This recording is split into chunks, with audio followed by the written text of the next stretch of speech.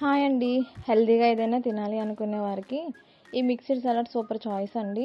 ఇందులో మీకు సీజన్లో దొరికే పళ్ళు, పచ్చిగా తినగాలనుకునే కూరగాయలు, మొలకలు, ఇష్టమైతే డ్రై ఫ్రూట్స్ ఏవైనా మిక్స్ చేసుకోవచ్చు. మీకు నచ్చితే పెరుగు కూడా వేసుకోవచ్చు.